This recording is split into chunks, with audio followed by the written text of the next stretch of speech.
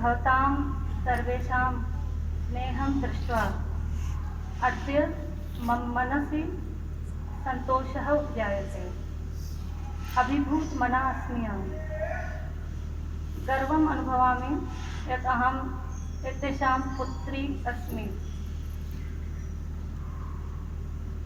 आज हमको जब राष्ट्रीय स्वयंसेवक संघ की तरफ से आयोजकों ने कहा कि परिवार के प्रतिनिधि के रूप में आपको भी अपने पिताजी के बारे में कुछ शब्द कहने हैं,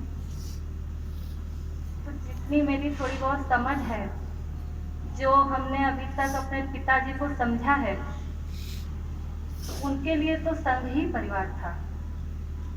इसमें अतिशयोक्ति नहीं है, क्योंकि बहुत बार ऐसे मामले आए हैं अभी स्वास्थ्य को लेकर के कि वो हम लोगों का कहना नहीं मानते थे, हम लोगों का मना कर देते थे। हम लोग कहते थे चलिए हम लोग डॉक्टर को दिखा दें, हॉस्पिटल में एडमिट हो जाइए, बैंक से सुविधा है, लेकिन वो हम लोगों को मना कर देते थे।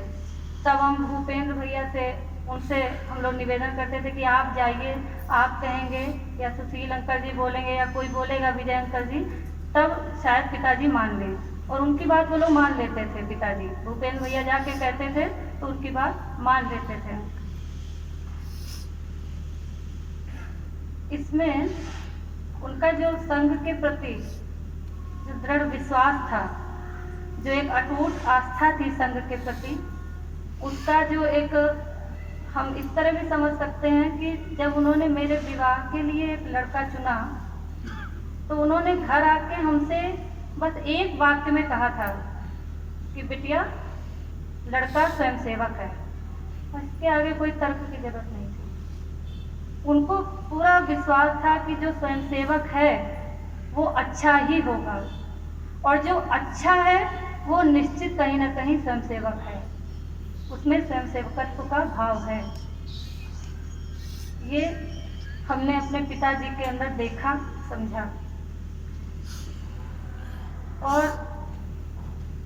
जो उनकी एक जीवन में संतुलन की स्थिति थी, जो भी दायित्व वो लेते थे या जो भी उनके दायित्व थे, चाहे वो परिवार का दायित्व हो, संघ का दायित्व हो, बैंक में जो उनका दायित्व था, समाज के प्रति जो दायित्व था, उनमें वो उन सभी दायित्वों को समय से निष्ठा से एक साथ पूरा करते थे। किसी में कभी भी कोई विलंब नहीं किया। परिवार के भी दायित्व उन्होंने बहुत अच्छे से पूरे किए। संस्कृत के प्रति जो मेरा थोड़ा बहुत जो अनुराग या मेरे अंदर जो संस्कृत का ज्ञान आया है, उसमें भी पिताजी का ही पूरा योगदान है। बचपन से उनके मुख से हम लोग छोटे छोटे संस्कृत के वाक्य सुनते थे घर में। कभी भोजन मांगना है तो बोलते थे भोजनम देहि राजेंद्रो घृत दुग्ध समन्वितम, ऐसे ही बोलते थे। और हम लोग कहते थे ज़्यादा घी मत खाइए, घृतम नास्ति। कहते थे मेरी माता जी ने तो बहुत घी खिलाया है, तुम लोग घी नहीं देती हो। लेकिन फिर तो ऐसे वो संस्कृत के वाक्य बोलते थे। और जैसा भी अभी सुशील अंकल जी ने बताया था कि जो वो जो काम करते थे ना, काम को बिल्कुल इतनी निष्ठा से करते थे किसी काम को कि वो एक यज्ञ बना देते थे उस काम को। जैसे जो अभी 2-3 साल पहले लंकेश जी अंकल जी हैं, उनकी पोती का विवाह था और उसमें उन्होंने नाम ही दे दिया उसको लंकेश यज्ञ। मेरे पास तो डायरी लेके आते थे, उसमें नाम लिखे हुए थे सारे अंकल जी लोगों के, केपी अंकल, विजय अंकल, सुशील अंकल, कि इनको हमने सबको ये जिम्मेदारी दी है, ये यहाँ से धन संग्रह करेंगे। और उस लंकेश यज्ञ को जब भाई लंकेश यज्ञ ही बना दिया तो सबने उसमें अपना अपना पूरा आहुति डाली, पूरा योगदान दिया और उनका जो इच्छा थी, उनकी जो कार्य था, उसको धूमधाम से संपन्न कराया। एक बात और बताई अंकल जी ने कि जो सिद्धांत थे, उनके विचारों में वो अडिगता, वो तो हमने स्वयं महसूस की है, स्वयं हमारे ऊपर बीती है। मतलब इतने सिद्धांतवादी थे कि अभी 2 वर्ष पूर्व जो चुनाव हुए नगर पालिका के, उसमें परिस्थितिवश मुझको चुनाव में आना पड़ा और उन्होंने कहा था कि बिटिया अगर तुम भाजपा से लड़ोगी चुनाव तभी मेरा समर्थन है, और भाजपा से ना टिकट मिले तो मत लड़ना। लेकिन पता नहीं कैसा क्या हुआ कि मैदान में आए और उनका हमको कोई भी समर्थन नहीं मिला, और इस बात का हमको गर्व है। आज जो ये हम देख रहे हैं, जो भी यहाँ पे प्रांगण में अपने जो विद्यालय का जो इतना बड़ा बना हुआ है बिल्डिंग, इसको भी हम लोगों ने छोटे से उनसे सुना है कि बेटे पहले यहाँ पे ऐसे ही छोटा सा एक भवन भी नहीं था, हमें लग रहा है टीन सेट पड़ा हुआ था और झोपड़ी थी, झोपड़ी छप्पर जैसा डलवाया गया था 1983-84 में इसका वहाँ स्थापना हुई।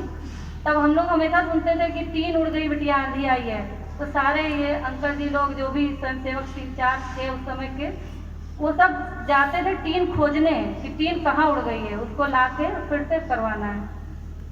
तो इस तरह मतलब वो छोटे से छोटे काम को और सब लोग मिलके वो करते थे, करवाते थे पूरे मनोयोग से।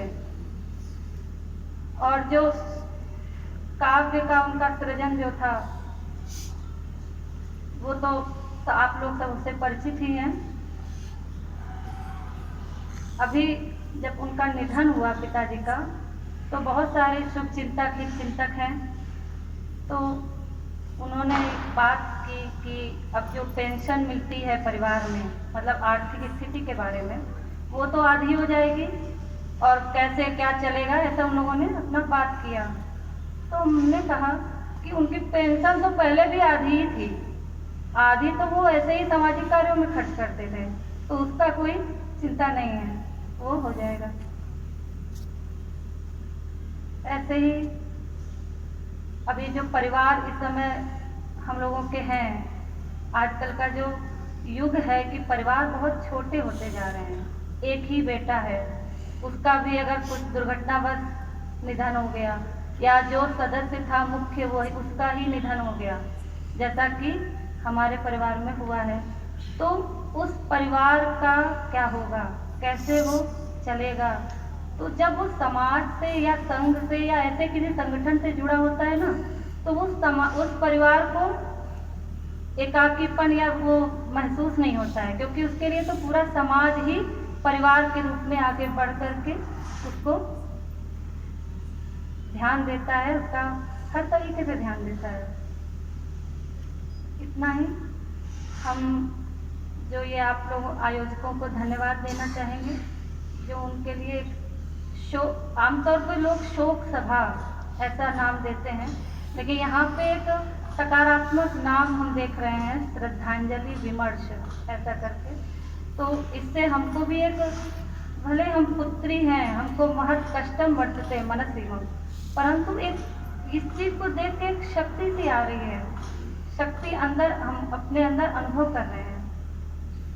तो ये जो संघ का इस समय दायरा बढ़ गया है, राष्ट्रीय नेतृत्व संघ के हाथों में है, लेकिन जो इनकी ये पहले की जो छोटी छोटी कार्य पद्धति थी, परिवार के साथ परिवार का सामंजस्य, घर घर तक जाना या परिचय होना, हर परिवार के सदस्य को अपना समझना, वो कार्य पद्धति, वो कार्यशैली, उस योजना को आज भी उसी प्रकार ध्यान दे करके आप लोग संघ के जितने भी वरिष्ठ लोग हैं उस पर ध्यान देते रहें। बड़े कार्य भी करें, लेकिन उसके साथ ये छोटे छोटे भी ध्यान रखें, क्योंकि राष्ट्र निर्माण तो करना है। राष्ट्र निर्माण भी तभी होगा जब एक परिवार का निर्माण होगा, और परिवार स्वयंसेवक का जब अच्छा रहेगा तो राष्ट्र निर्माण में अपने आप आनंद आएगा और सफल होगा। उनकी कुछ पंक्ति है, उस पंक्ति के द्वारा हम अपनी उनके लिए श्रद्धांजलि समर्पित करना चाहेंगे।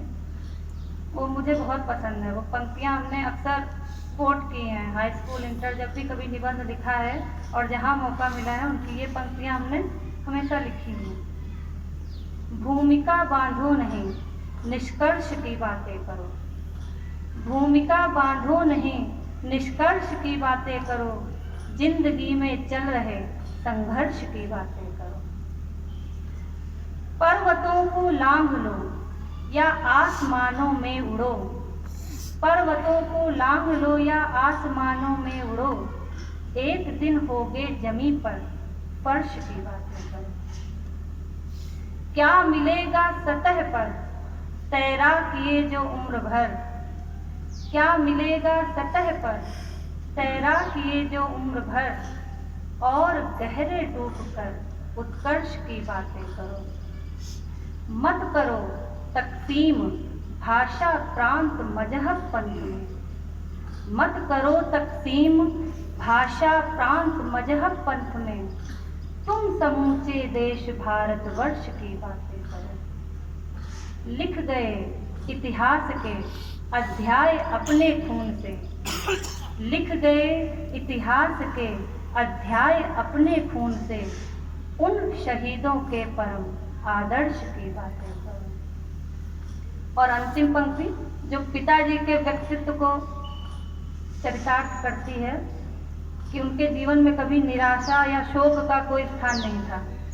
गम जदा होता नहीं है कोई यायावर कभी, गम जदा होता नहीं है कोई यायावर कभी, जिंदगानी का सफर है हर्ष की बातें करो। प्रणाम।